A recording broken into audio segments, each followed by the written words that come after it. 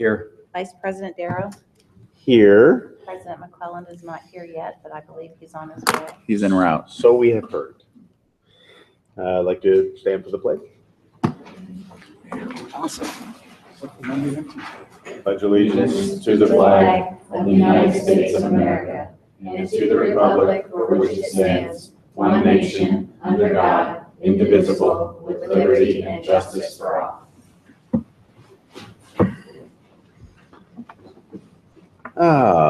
Next item is approval of the minutes. Everyone has had the opportunity to review.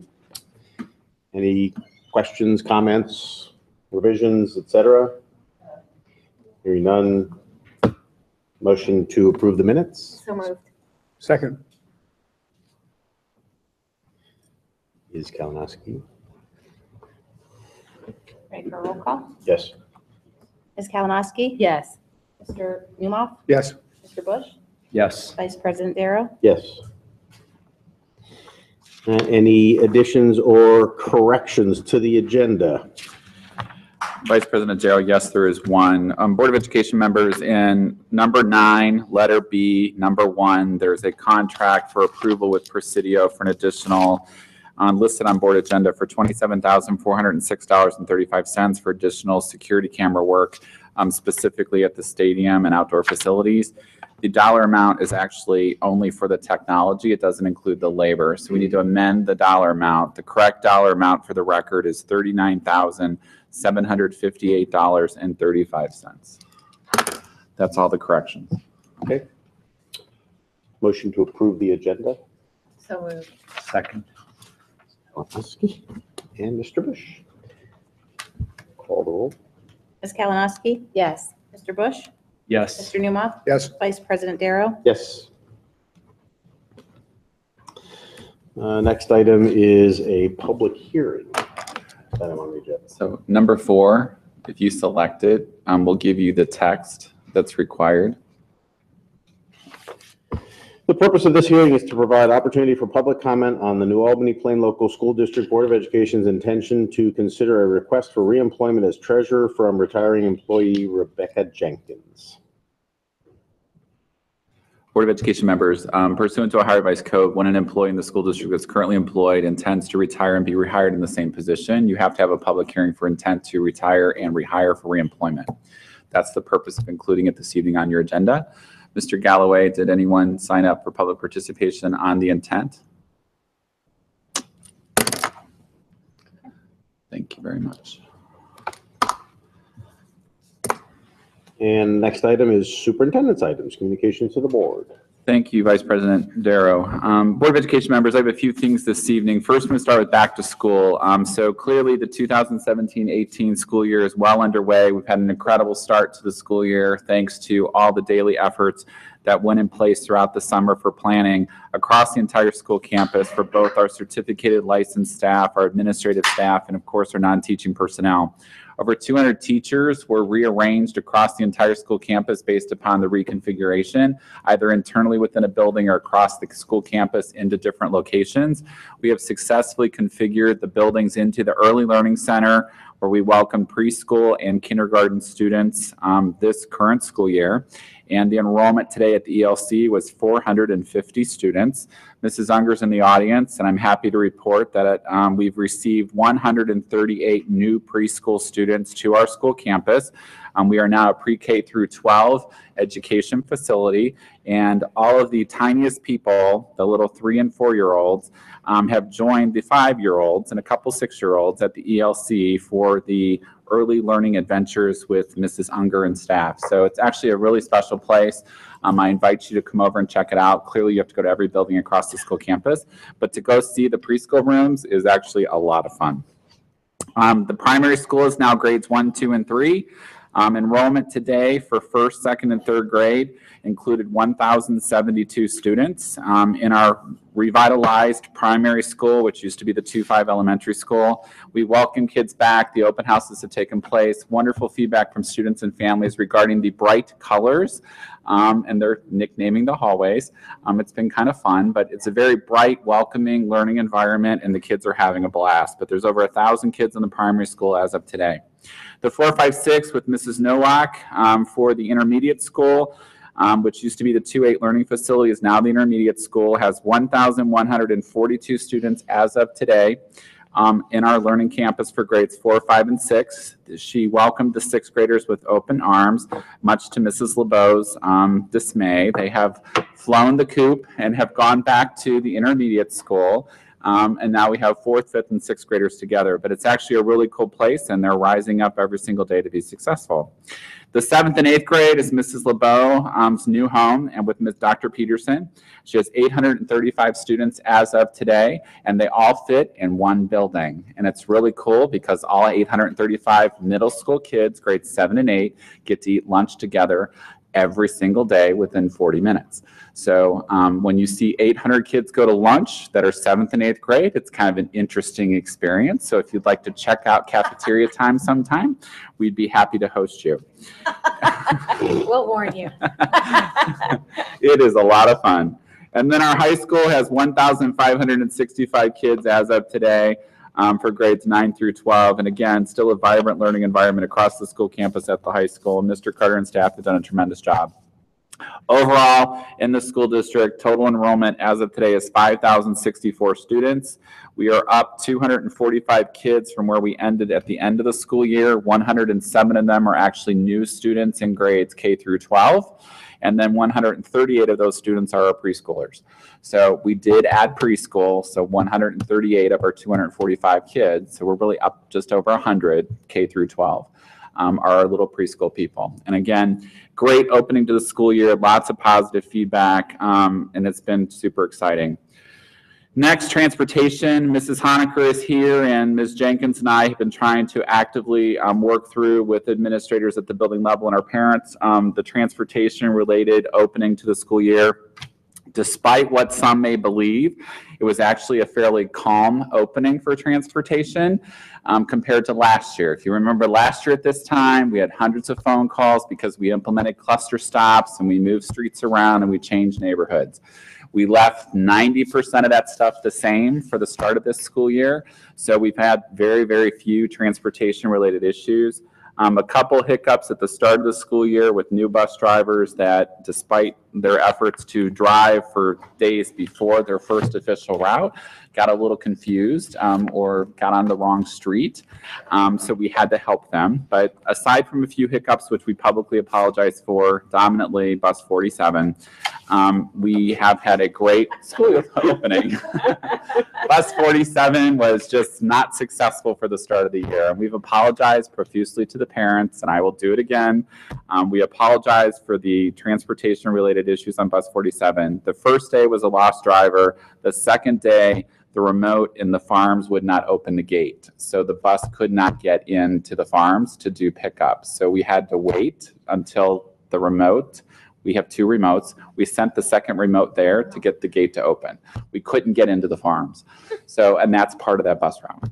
So that was out of our control, but all that's been fixed, and it's getting better. So continuous improvement's a good thing. School calendar for parent purposes, I just want to remind everyone, the school calendar for the 2017-18 school year is posted on our website. I would strongly encourage all families to put dates into their calendars to keep track of the 4 2-hour delayed starts that will happen this current school year for professional development for teachers related to data, and the 2 full-day PD days, the first of which is on September 21st. So plan now, make necessary arrangements, put it in every calendar you have so that you can keep track of them, but all of the dates that are known are part of the school calendar. And then lastly, on behalf of the Treasurer's Office and to support the buildings, school fees will be released and they're due September 30th. So all school fees will have been loaded, they're in PowerSchool and are due no later than September 30th. For all students enrolled in grades K through 12. That concludes my beginning of school update. Thank you, Mr. Sawyers. Appreciate it. And thank you, I'm guessing, Mr. Darrow, for running the meeting in my absence. I apologize for being late. My pleasure. Get used to it. As late as it was. Yes. Our next item is the update from the Plain Local Education Association. And Mrs. Tuttle. All right, you guys should have papers in front of you. Okay, thank you guys for allowing me to speak on behalf of Plain Local Education Association. I'm glad to be back to school, although I'm a little exhausted, probably just like your kids are. And we all did a lot over the summer. A lot of the New Albany teachers did. So I'm just going to share a few of the things that people did. I think most of these happened in the summer. So in August, Lori Cheney attended a 4-day workshop with the Navy in Norfolk, Virginia. While with them, she toured several vessels and met with recruiters, commanding officers, and support personnel of varied ages and career lengths. This experience provided Lori with information that she can share with students about opportunities for high school grads in the military. Also, Ann Trotter, who's a high school English teacher, attended the Schoology Next conference in Chicago in July. The conference focused on using Schoology and instructional best practices. There's also a forum to connect and collaborate with Schoology developers and users from across the country. Ann also attended a conference led by Schoology, focusing on new integrations between the platform, Google, and PowerSchool. She has since led instructional sessions for other teachers, demonstrating how the integrations between these programs can improve communications between teachers, students, and parents. She's our high school Schoology guru. She knows like everything there is to know about it. So, all right, and that is it. Thank you. Very much. Thank you. Yeah, I don't know about you, but you talked about being tired. My 8th grader this morning was the first day that he could not get out of bed. It was really hard. It's really early in the school year for that. I know. It was tough this morning. Thank you for your update. Moving on to discussion items and board liaison reports. Anything to add tonight? If not, we will move on to our 2016-17 local report card preliminary results. Mr. Sawyers. Thank you, President McClellan. It's my pleasure to introduce Jessica Mamaeus. She's the Coordinator of Assessment and Accountability. Jess is going to come forward to present the preliminary report from the Ohio Department of Education. As I share with Board of Education and for our community, we've been receiving updates for probably the last 6 weeks from the department regularly related to 2016-17 school year and levels of student achievement. So Jess is going to provide the overview this evening for what the local report card should look like the second week of September upon official release. Once we get past Labor Day, I would anticipate you'll start seeing the media pick it up in anticipation of the formal release from the department the second week of September. That's the current communication that's coming from the department. So by mid-September at the absolute latest, report cards will be out. Jess?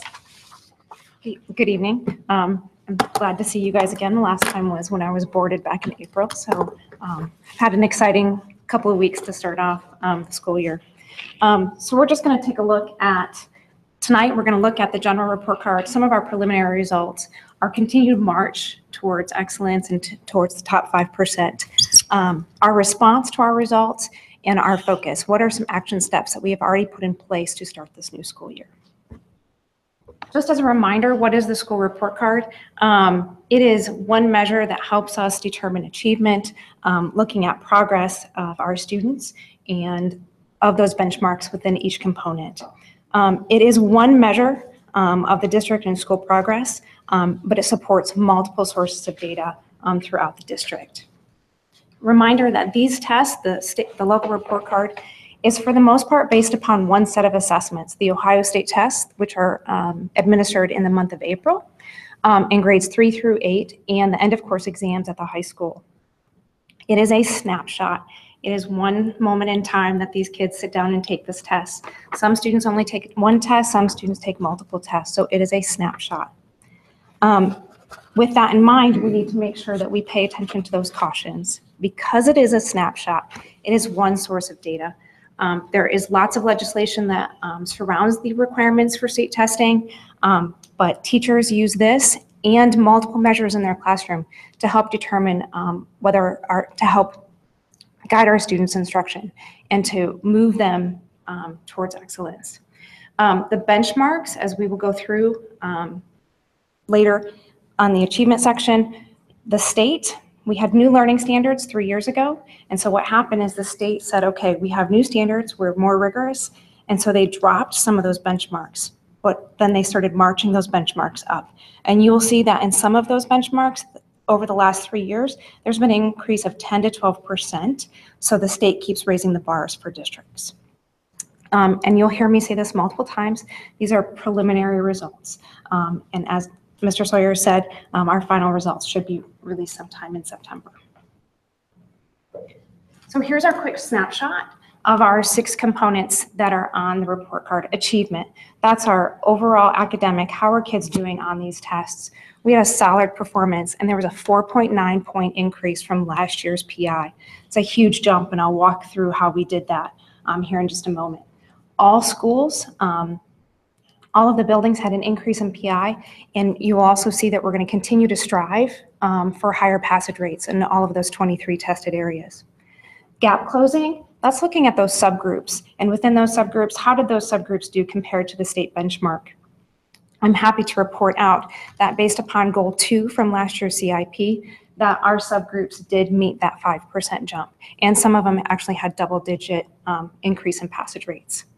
Progress is our value added. That has not yet been released and hopefully will be released with the state report card in September. Graduation rate continues to be a strong area for our district. And prepared for success is looking at the idea of we want all of our students to be college and career ready when they leave our district. We had a solid performance of a B in prepared for success. So let's look a little bit closer at each one of these areas. Achievement. This is that big one. This is the one that shows up on the report card, or on the report cards in the newspaper. This is the one where we get our rankings, and it's broken up into 2 pieces. It's broken up into the performance index, which is based on the test results of every student, and the indicators met. So there's 24 indicators, and how did the district do on those 24 indicators? I had already stated that we increased 4.9 points in our performance index, and that's a huge jump. Most districts will typically see a point and a half maybe, but we saw a 4.9 point jump in the performance index. And lastly, in the indicators met, again, I talked about how the state has increased those benchmarks. It is an area we met 14 out of 24 benchmark, or 14 out of 24 indicators. So let's look at both of these a little bit, and how did we make that jump of 4.9 points? So achievement. This is the one, this is the PI score is how we get our rankings. So when we look at our comparison districts, this is typically the score that we use. For that overall achievement score, 75% of that grade comes from the performance index. So when you look at the performance index, it looks at all tests administered. Last April, we had 7,243 tests administered in New Albany schools. That's not 7,000 students, that's 7,000 tests. So some students may take one test, some students may take multiple tests depending on the grade level. Within those 7,243 tests, each one of those tests is given a score of limited, basic, proficient, accelerated, advanced, and then they're kind of chunked into those performance bands. We have 9 students that were untested. That could be for various reasons, whether it be a parent refusal, a move in, move out during a testing window. We keep that number as low as we possibly can to test all of our students. I want to take a look at the limited one, and you'll see that of those 7,243 tests, 426 of them scored within that limited range. So that looks at our overall percentage. 5.9% of the tests that were given in April scored in the limited range. Each one of those performance bands is given a points total. Limited is a 0.3, basic is a 0.6, proficient and above is above 1, and they get a point bump. And then you'll see on the far side, those points add up to that 102.7. So how did we go up 4.9 points? Because that's a huge jump. So if you look at the comparison data from 15-16 to 16-17, again, I want to look at that limited range. This year, 5.9% of our students. The year before, it was 8.6, a decrease in 2.7% of limited scores. Where did what happened? Those student scores went up to basic. But if you look at basic, what happened to the basic percentage? It went down. Where did those students go? Where did those scores go? They kept getting moved up. You will see that in our advanced and our advanced plus, that we had significant gains, a 6.9% increase in our advanced plus scores. And so that is how we went from a 97.8 to a 102.7. Can I ask you just a quick question? Yeah. If you took the 7,243 tests, and if 7,243 students achieved proficient, meaning what, grade level? Proficient? Yep. That would be what, 100? Yes. What grade would that be associated to? A, B, C, D? An A.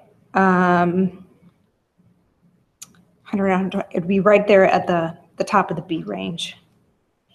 Bottom of the B range. It'd be an 80%. Because it's only 75% of the calculation. The other 25% is the number of indicators met. Right.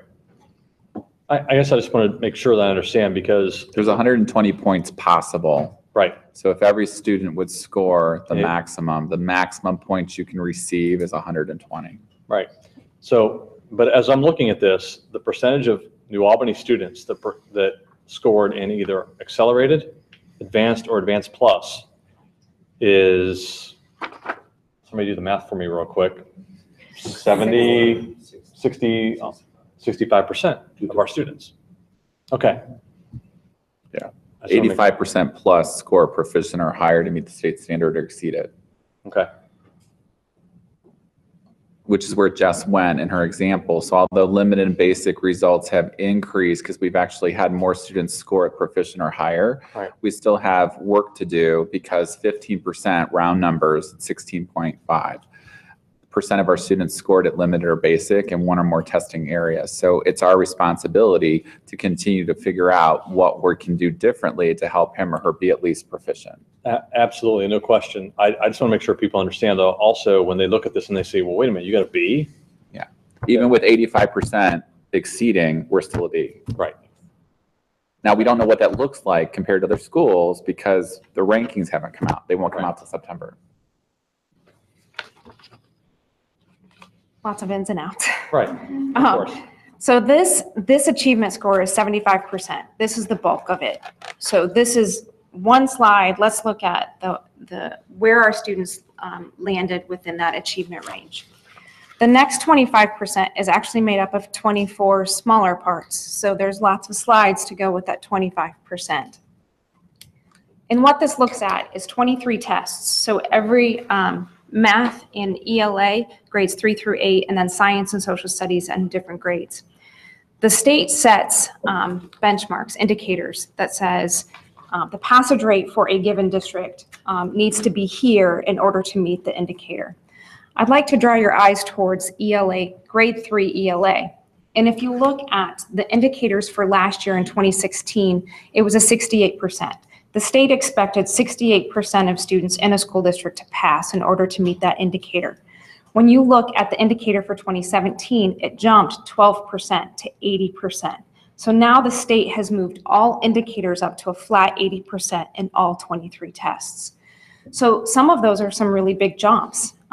12%, that's a huge jump. And with that, you will notice that not only did we meet that jump, but we exceeded that jump for grade 3 ELA. Also look at something similar in the math, grade 5 math. If you look at from 2015 to 2016, you had a 6% jump, and then you had an additional 6% jump for the following year. So again, the state is raising that benchmark every year. And when you look at grades 3 through 5, all of those tests, their passage rates exceeded the state indicator. This is the middle school, grades 6 through 8. I'd like to draw your eyes towards grade 7 math. If you look at the district's passage in grade 7 math, it was 39.2 in 15-16. Look at this past year, it was 71.7. That was a 32.5% increase in our grade 7 math. This is teachers taking a step back, unpacking the curriculum, aligning their instruction with that curriculum, and aligning those assessments within their daily instruction. We understand that we made a huge jump, but we also recognize that we didn't hit the bar and that we are going to continue to dive into aligning those standards and meeting the students' needs. I'd also like you to take a look at grade 8 science. If you look at 2015, again, to 2016, you had a 10% jump in what the state expected the indicator to be, from a 60 to a 70, and then from a 70 to an 80. So over 2 years, the state has raised the bar by 20% for schools to meet that indicator. That's a huge jump. And if you look, we were very close, 79.6% at that 8th grade science. That for us could be potentially moving 1, 2, or 3 students from basic up into the proficient range. And so recognizing that every student that sits in front of us, we need to meet their needs and move every kid forward. And so this kind of helps guide us and say, yes, ground us and back in and say, we need to do everything for each kid that's sitting in front of us, and how can we guide our instruction for those individual students. The high school, again, you'll see that there are significant jumps from 15 to 16 and then 16 to 17. Remain strong in biology and the science and the social studies. We need to continue to work on the math. You'll see again that those indicators jumped, and that we are, we'll discuss this a little bit later in terms of our response to our numbers, but some of the interventions that we are putting in place for our high school math. So of those, we met 14 of our 23 tests. And so those are our 14 indicators that we've met. The last indicator is our gifted. Apologize, there's a lot of information on this slide. Gifted is broken down into 3 parts. It's broken down into a gifted performance index, gifted inputs, which tells us, are we identifying our students? Are we providing service for those students? And so we met both of those. I'd like to hone in on the performance index for our gifted. We increased our gifted PI by 4.2 points. Again, if we take a look at where those students scored. So who is, I want to point out who are the students that make up this gifted indicator. These are students that are identified and are testing above grade level. For example, a 4th grade math or a 4th grade student is taking a 6th grade math test. So it has to be a student that is taking a test above grade level, and how did they perform? If you look on this, 95.6% of our students that were accelerated testing above grade level earned accelerated, advanced, or advanced plus. So really extending that students and meeting their needs. The last part of the gifted students is the value added. And again, the value added has not been released. So the overall indicator for gifted has not yet been met because the value added has not been released. So all of this together, these are the 2 parts that make up the overall achievement grade. 75% becomes from that performance index, and 25% comes from those indicators met. So we look at that indicators met, and it's not at all where we want it to be, but we recognize that we are moving forward. We need to continue to raise the bar for our students, just like the state has increased to raise the bar for us. When you put these 2 scores together, we have an overall achievement score of a B. Gap closing. Again, this is where we look at the subgroups and how did the subgroups do on the passage compared to the passage rates based on the benchmark that the state sets for both ELA and math. I am proud to report that all subgroups for the district increased their passage by at least 5%. Multiple areas increased by double digits. And so when you look at goal 2 for the CIP, we absolutely hit the movement of meeting all those students' needs. You will see though that although we've increased by 5%, we still have a ways to go, and we recognize that as we work through our action plans for this coming school year. Question. Yes. It says 14 and 24. Matt, on the achievement, I could only see 23. Gifted is the 24th. Gifted is the 24th. Gotcha. There's 23 tests, and then the gifted indicator makes the 24th. So Gotcha. that gifted student page is the 24th. We haven't We don't know because value added hasn't been released. So as Can you remind me, value added is when we increase by a certain amount in that group? If you look at, value add is looking at growth of a particular student, so where they were at the beginning and how far did we move them. So there's an expected amount of movement or in that growth, and then we look at, did students attain what we thought they would? Did they go above or below? And is it harder to get that value added with gifted? I'm I'm just thinking. 'cause not they're saying that it scoring. would, if you know where your students are in front of you, you are gonna move every student. So whether it's a student that is a gifted student or not, if you know their starting point, you're gonna be able to grow them. But like, what if they have, that top score already? If they have a top score already, well, are they in the right, I'm going to come back to say, are they placed correctly? Because if we're not stretching them in the class that they're in, then are we talking about proper placement? And so when you talk about gifted learners, you've got to meet them where they are and be able to extend.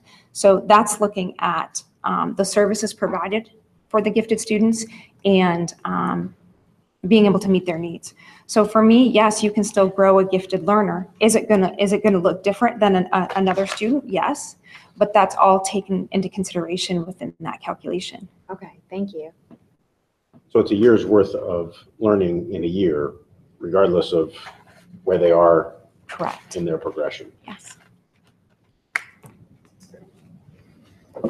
Jess, how do you come to the 1.5 weighted indicator for the,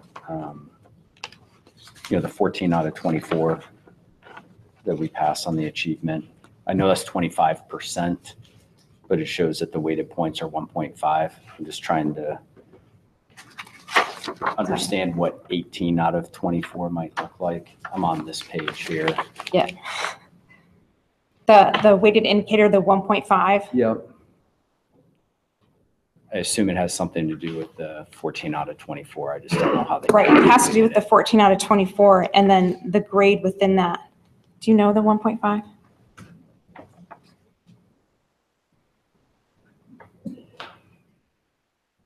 We had four areas that were within 2 percentage points of passing, and that would have gave us 18 out of 24. And so I'm just curious how that would change our overall achievement. And we'll have to see if we can figure that out. So I don't think we're going to be able to answer it here, but we'll take it down as one of the questions and we'll see if we can figure that out and get back to you. Jess, can we scroll back, Patrick, to the 6, 7, and 8?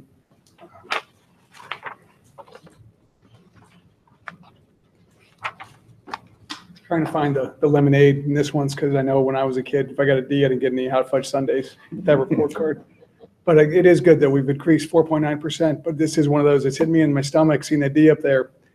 Could you tell me about we're close to the 80%, and that's hitting a indicator for across all students, correct? Correct. Okay. So it'd be nice if we can get over 80%, we'd out of the D range. Do we have any data that shows us in those grade levels across those subjects, how our students are doing on accelerated, advanced, and advanced plus? I mean, this seems to be measuring, we're struggling with that bottom 25%. We've got to get them into proficient. You're looking at the breakdown of, in essence, like a performance index for each of the grade levels. Like looking at the number of students in the advanced, the accelerated, proficient. Mm-hmm. Is that what you're asking? I'm asking if we, just because we got to fail, if you will, on grade 6 math, do we have any data that we can share on how our students are doing in accelerated, advanced plus? I do. I didn't include it tonight, but I can definitely include more of that information. Yeah, there's disaggregated data for every test that's administered by everything from the subgroup level to boy versus girl to ethnicity to specific level of achievement. So that's the teacher level data. That's at the student level that we mine at the building level with the principals, with the 6th grade math teachers, and actually sit down and look at every single kid and figure out Debbie scored X, Paul scored Y, Michael scored Z. Why did Paul outscore Michael and Debbie? So that becomes part of the conversation. Or what teaching strategies, even down to the finite level, like in algebra, equation. So like if the standard that was being measured was equation, how did Marilyn teach it versus Becky teach it? And if Marilyn's kids outperformed Becky, what did Marilyn do? So those conversations, that's the piece that's now happening at the building level that's been ongoing since the teachers came back in August. You're talking about if there's a sixth grader that's taking algebra, they're not listed here because they would have taken Correct. another class. This is strictly like the Right. sixth grade Right. math is the Right. student taking sixth grade math. Right. Restate my question. So we saw some data up here in terms of how many of our student population were at accelerated advanced or advanced plus. 95%. And that percentage had increased by roughly 10 or 11%. So I'm trying to get a sense of, are we struggling across the board in these subjects where we're getting a red? Or are we struggling at the bottom quartile that's prohibiting us from getting over the 80%? The answer is the bottom quartile, but I would not say bottom. I would say these are the students that are taking curriculum at grade level, and we need to continue to do more to meet their individual needs. So what type of differentiation is happening within a classroom? What enrichment or other extended learning opportunities are taking place? What interventions are we providing? What additional support do we get? Are they retaking or retesting? Are we doing different map testing along the way? What are we doing for formative and summative assessment? So that's the work that's now happening at the building level, specific to students to understand. And then when Paul was in sixth grade and you scored X, and if you didn't meet the 80% threshold, now you're sitting in seventh grade. You're technically at risk sitting in seventh grade because you did not meet the sixth grade standards. What are we going to do for you now in seventh grade to support you differently, because more of the same isn't going to change Paul's reality? That's the conversations now happening with teachers and principals and assistant principals at the building level with the curriculum division to unpack that. Because we're putting plans in place, and you're going to see that in the action plannings that's coming, plans in place specific to a student to figure out what do we do differently for Paul, because this past year, everything that we did, and it could have been 15 different things, wasn't enough. Now you're still at risk. And that's our responsibility. But you're correct, the students currently testing at grade level are the greatest at risk. Okay, so, sorry. Does that help? Yes, thank you. So, I mean, obviously, ideally, we would like to have all the results be 100%, right? But that's probably not going to happen because some of these kids that are in sixth grade are taking 7, 8, they're taking algebra, they're taking whatever. Is there, and I know you probably gave me a detailed number on this, but the difference between the 76.7%, grade 6 math, 76.7% in 15, compared to 75.1% in 16, 17, is the difference of a handful, right? I mean, what we're talking about here is missing a benchmark by a handful of students. So when, and maybe this is your point, Paul, is when we're seeing a D, if we're able to lift up a handful of students and get them to an appropriate level, that's the difference between a D and a C, D, B, D, A. Correct. So I just want to make sure that when the public sees a D and they look at these percentages, they understand all of the different, students taking different grade levels, the difference between a 76 and a 75 and an 80. We're not talking about, and not to belittle it in any way, but we're not talking about significant portions of our population, but we do need to make sure that we're focusing on the kids that need the most help, raise them up, and by raising them up just a little bit to meet these benchmarks, we're talking a major difference in our numbers. Absolutely. So these are always challenging conversations because we want to find the silver lining. I mean, the reality is a miss, right? And there are kids involved, and we need to do better. What I think that the district has done over the last couple of years is we are very introspective about this. We'll dive into the numbers. Nothing's going to be swept under the rug. It's going to be very public. We're going to confront the issues, and we're going to deal with it. But a miss is a miss. At the same time, I wanted to do a quick look and try to understand because the benchmark changed. So while we have quite a few of these that are in red because we missed the benchmark, the reality is most of the ones that are in red increased from last year. Our performance increased from last year, but the benchmark got higher. A miss is still a miss. We did make progress. So yeah, I'm confident we'll dive in and we'll identify where the problems are and we'll put resources into solving the problem, as long as we confront the reality. I agree, and I think the data, when it's released across the state, will illustrate that, not just for us, but for multiple school districts. Now, clearly, we're responsible for ours, and every kid matters, but when you look at the forward progress, and that was my conversation with staff members, there is significant forward progress that's occurred between last year and this year to increase the PI by 4.9 points. That is significant. I can't wait for the state data to come out for ranking purposes because it has to have an impact for us. I've anecdotally had conversations with other high achieving school districts throughout the state, and no one has a 4.9% or 4.9 point increase. I haven't found it yet. So I don't know what that's going to mean for us until we see how everyone else did when the state releases it. But no one's telling me they increased their PI by 4.9. It's huge. I just have to see what it means when the data comes out. Let's keep going. Just because where Paul went's going to get into the plans that we're going to talk about. That's part of your presentation. I have to get through the raw numbers. Graduation rate still remains strong, and A in this component. K through 3 literacy looks at on track, off track. We in New Albany have less than 5%, so at the district level. So therefore, it is not rated for us. Prepared for Success looks at different benchmarks that the state sets in terms of ACT participation, remediation scores, honors diploma. This is still a solid performance. It is a B.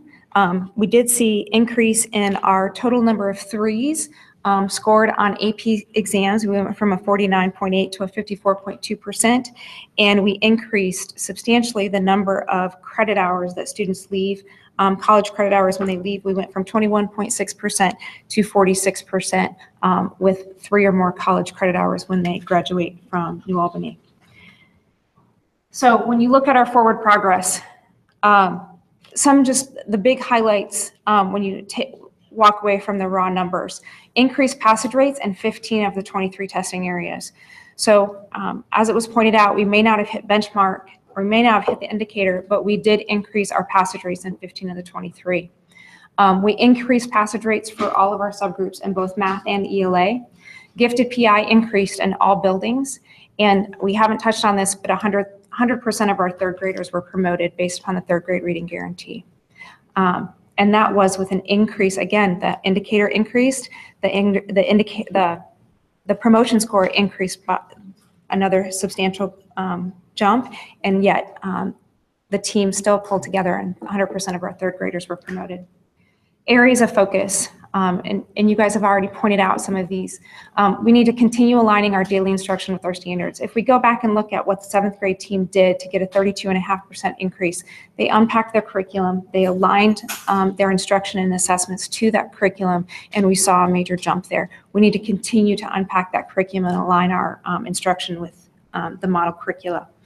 Targeted interventions to help all students succeed. We're going to talk about action plans here in just a moment in regards to what do those targeted interventions look like for some of our subgroups, and for sitting with as we pointed out, just a handful of students. Have we just looked at the individual students and what's one more thing that we could do to help that student?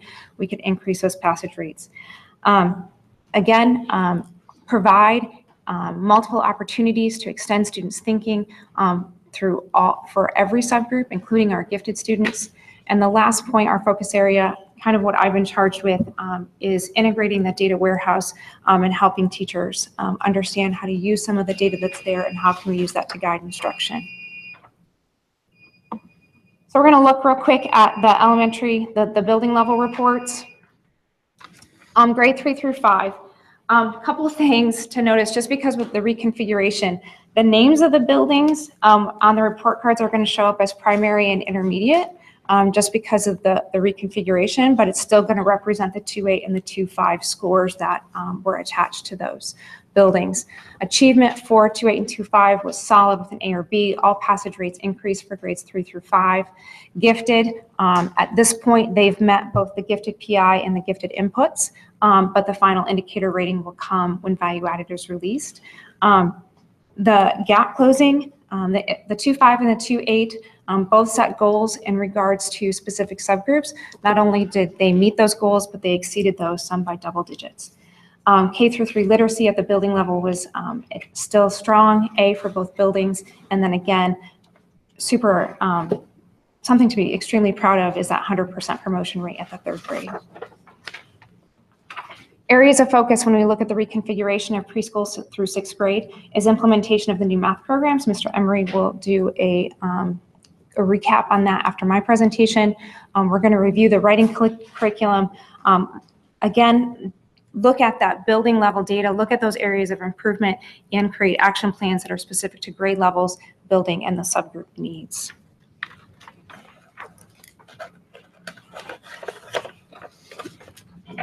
For the middle school and high school, the middle school achievement, their overall achievement grade was a C. When you look at their PI and their indicators met, their PI increased by 4.8 points and really celebrating that 7th grade math with an increase of 32.5 points. Gifted, at this point, they have met both the gifted inputs and the gifted PI. Again, we'll know the final indicator when the value added is released in September. Middle school gap closing, increased passage rates for all subgroups in both ELA and math. At the high school, overall achievement was a C. They increased their performance index by 4.6 points, again, moving those students up those performance bands. Gifted will not be met at the high school. Again, it's those 3 parts. Although the high school increased their gifted PI by 4.6 points, they went from like a 111 to a 115. The state also increased the PI for the gifted, and it needed to be a 117. So although we increased it, again, we had to meet that raising bar that the state set for us as well. So that particular indicator will not be met at the high school. Gap closing highlights the ELA stayed the same or increased in all subgroups. Graduation continues to be strong, and again, when we talk about prepared for success, increased number of scores of 3 or higher on the AP and for number of college credits. Areas of focus. We are really taking a look at math all the way across the board. When you look at the implementation of bridges K through 5, really start looking at that transition and that vertical alignment in 6 through 12. Dr. Hamilton will go into this a little bit more later in regards to what our curricular study looks like for math in 6 through 12. At the high school, we're doing targeted math interventions during an additional lab time, kind of like that double scoop, kind of help them with those foundational math skills in order to bring them up to grade level. Utilization of EGO period to provide additional support for individual students, and again, create action plans that are specific to grade level building and subgroup needs, and including the gifted at the high school. Questions, comments?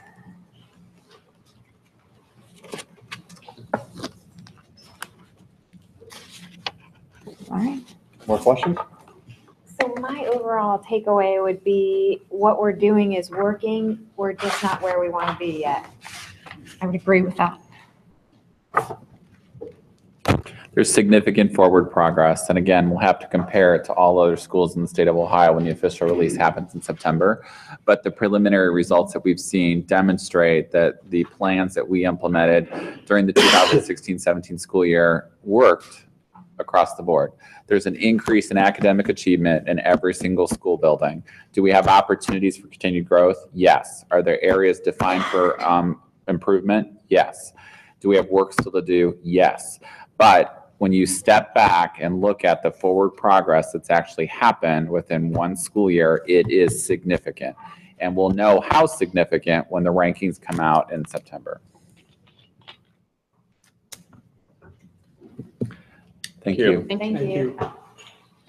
Because of the connection for what the action plans are and the report card presentation, I've asked Mr. Emery, the Director of Elementary Education, and Dr. Hamilton, Director of Secondary Education, to specifically give a math curriculum update this evening because it was referenced in the local report card presentation. So you need to know what we're doing in mathematics. So I've asked Scott to recap where we started last April. And he's going to do a quick summary of that, which will lead into the work that's currently ongoing beyond the implementation that Scott's going to talk about for the work in grades 6 through 12. Mr. Emery? And it's brief. At your meeting on April 10th, I had the opportunity to describe math materials we'll be using at the elementary grades for this school year. I appreciate your time in allowing me to provide you a brief update this evening. For our youngest learners in our new preschool classes, our math curriculum is addressed through the Big Day program. In addition to the strong literacy component of Big Day that Principal Unger shared with you in June, Big Day provides a structured math program for children ages 3, 4, and 5 that will prepare the students for a successful start in our kindergarten classrooms. For students in kindergarten and 5th grade, we will be using materials from Bridges in Mathematics. I believe the adoption of Bridges for the elementary grades will ensure the implementation of a guaranteed and viable curricula, the use of common assessments, and increased mathematical outcomes for our K-5 students. I'm excited because the Bridges curriculum has a strong focus on problem solving and application of math knowledge beyond simply expecting memorization. High-achieving districts using Bridges, such as our similar district Hudson, describe Bridges as having much depth and stretch, which are important characteristics for a math program in a district like ours that has as many high-achieving math students as we do. To help familiarize parents with the new program, we provided literature at our open houses.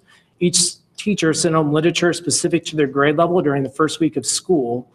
And we made a video that's available to parents in today's school newsletters and at our curriculum nights over the next 2 weeks.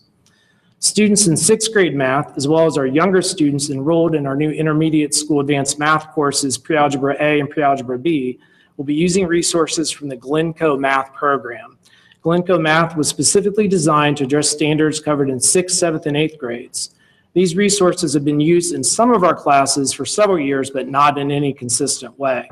I'm pleased that this year we'll have a common set of online and print resources for all of our students enrolled in upper elementary math classes.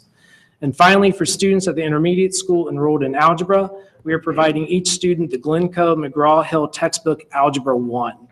Using a common text between our 2 Algebra 1 courses will provide a consistent and rigorous experience. For students in grades 3 through 6, we'll continue to provide the ALEX online learning system to supplement the Bridges and Glencoe materials. In conclusion, I believe the consistent materials we're using with our elementary students will help us to achieve continuous improvement plan benchmark 1, being rated in the top 5% of Ohio districts, and benchmark 2 for achieving at least a year's worth of academic growth in mathematics. Next is Dr. Hamilton to discuss secondary math.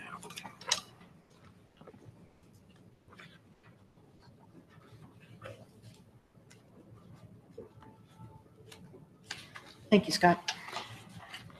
We've had a lot of discussion about math tonight, and so it's fitting that we would continue. They're implementing the Bridges program, did their curriculum audit last year, and found the resources they wanted to use for K through 5.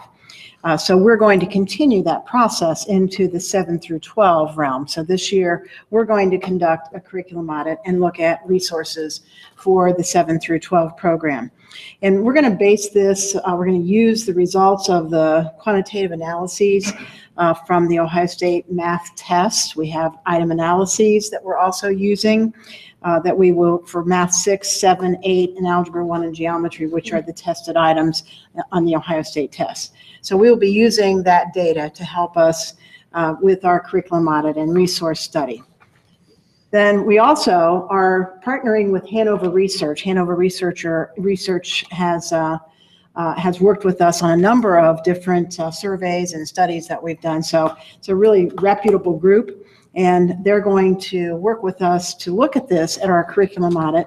And so we've begun the process already with them, and we've already looked at, I think I think Mr. Darrow, you pointed out, someone pointed out there that we need to look at teachers to see who's being successful. So we've done that. We've analyzed our teacher effectiveness ratings, and we know which teachers have been very, very successful with our students at the middle school level. This is just focusing on middle school because those are the areas where we're underperforming, the most, basically. And so Hanover has already developed in-depth math teacher interviews that they're going to be conducting in the next couple of weeks. So we've identified 8 teachers, some high performing, some not as high performing, but we've identified 8 teachers who are going to be interviewed, and they're going to ask questions like, what strategies are math teachers employing in grades 6 through 8 that they believe are successful? And they'll ask, what do teachers think are contributing factors to underperformance on our OSTs? And then they'll ask, what kind of resources do the teachers need to improve our performance on our OSTs? So they're getting right at the heart of what we want to know. And then based on what the teachers indicate, that will help us determine what we need to do and what kind of strategies we need to use, and what kind of resources that we need as well. Then we're also, Hanover is going to help us with our best practice research. And they're going to ask what research or practitioner-based practices should districts use to aid in optimal alignment of our math curriculum. So they're going to help us with that as well. We've also begun to look at, there's a Ed Reports program that already reviewed 18 different middle school programs, and they looked at various criteria like rigor and mathematical practices, focus and coherence, and usability.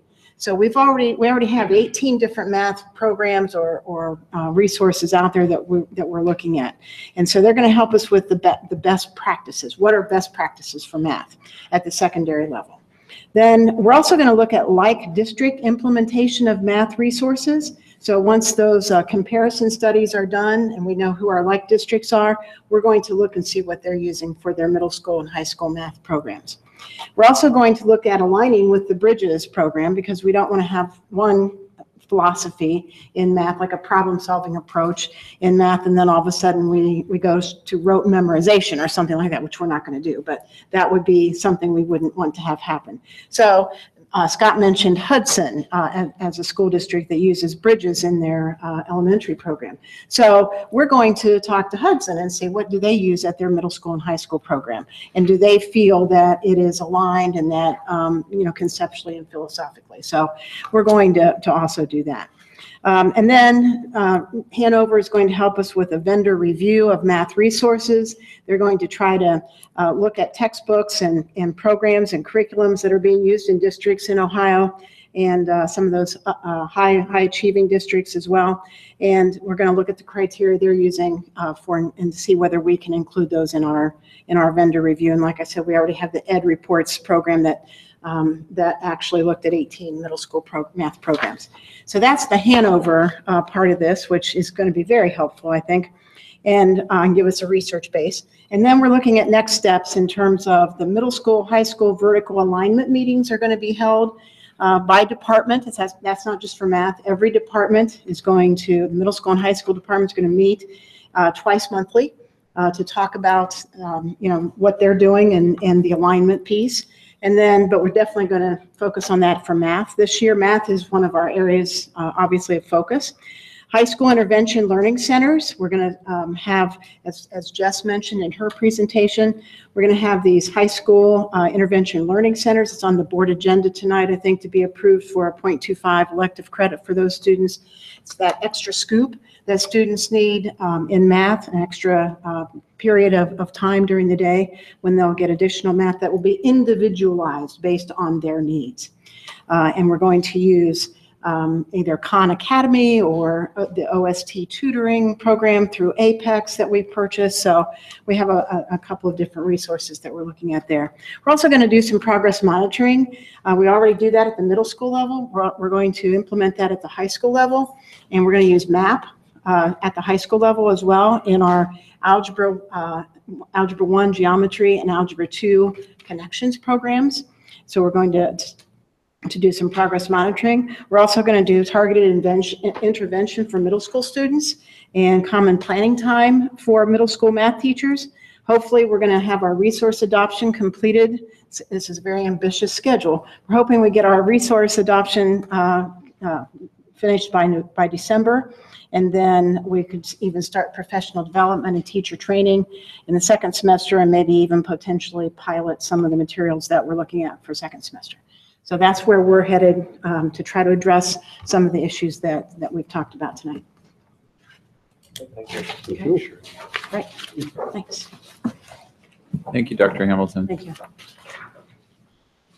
That concludes the reports. Okay. First opportunity for public participation. With none tonight, we'll move on to treasurer items. I'd like a motion to accept or items A through C. So moved. Mr. Darrow, Second. Mr. Newmoff. Roll call, please. I don't need a new roll call yet. I'll actually just turn it over to Ms. Jenkins. Thank you. So we're 1 month into the fiscal Let's year. accept it. So financially, for the financial report, we're on plan. Not a lot to share there. Appropriation modifications, we have several. We have a decrease in the building fund of $29,060.01. That's to align with align the budget with the funds that are actually available. Uniform school accounting, that's school fees.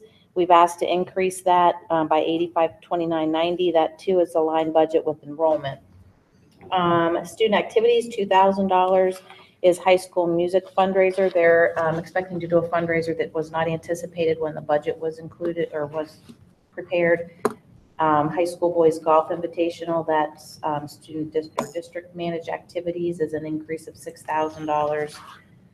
For that IDEA preschool, which is a special ed preschool, we did receive an increased allocation of $18,217.06. So we're asking to increase that. And then we received a new federal grant, Title 4A, and that is a $10,000 grant. So we've asked that that be increased. Then the amended sixth grade school fees. So when the board approved the school fees originally, those fees were listed and the amounts were listed in the description, but the total wasn't in the column. So I wanted to bring that back to make sure that the total was actually understood and is being approved. Any questions? Now, may I have a motion, please? Or may I have a roll call, please? Vice President Darrow? Yes. Mr. Newmaw? Yes. Ms. Kalinowski? Yes. Mr. Bush? Yes. President McCullough? Yes. Moving on to superintendent's items A through E. Mr. Sawyers.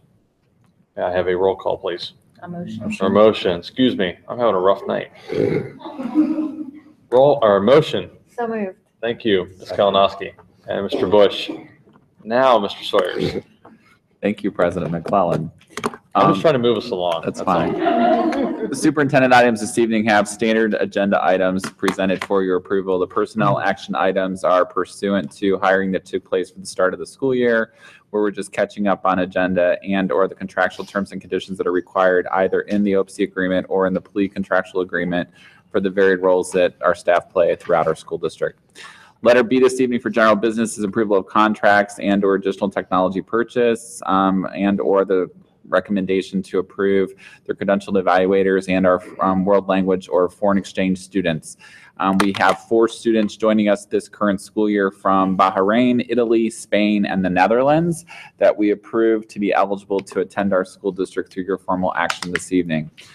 There's also a resolution pursuant to Ohio Revised Code to declare the school district's intent related to career technical education for students enrolled in grades 6, 7, and 8. That's also included in your general business items. Letter C is donations. I want to point out 2 in specific. Thanks to the generosity of working with the New Albany Community Foundation, the author in residency program for the 2016-17 school year.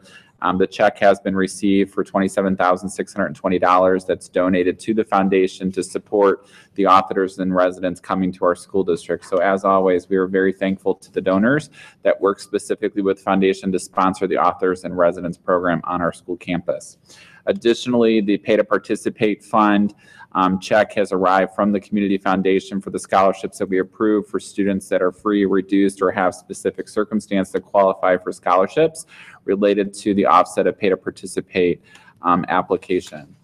Letter D this evening is the transportation reimbursement. These are for the 2016-17 school year. So we close the school year and confirm at the end of the year which non-public school districts qualified for payment in lieu of. So there are several that are coming forward this evening from the Wellington School, the Grace Christian Church, and Worthington Christian to close out the last school year and to approve that they were eligible for the payment in lieu of. And letter E is the standard action item for a senior waiver for a student who remains eligible to attend and graduate from New Albany High School as the class of 2018. Any questions? If not, may I have a roll call, please? Ms. Kalinowski? Yes. Mr. Bush? Yes. Mr. Newmaw? Yes. Vice President Darrow? Yes. President McClellan? Yes. Public participation. With no one, I would like a motion then to enter into executive session as permitted by section 121.22G4 of the Ohio Revised Code for the purpose of considering the evaluation of a public employee or official. Can I have a motion, please? So moved. Mr. Darrow, in a second. Second. Ms. Kalinowski. Roll call, please. Vice President Darrow? Yes. Ms. Kalinowski? Yes. Mr. Newmaw? Yes. Mr. Bush? Yes. President McClellan? Yes. We do not expect any additional action this evening, so thank you all for joining us. Have a good evening.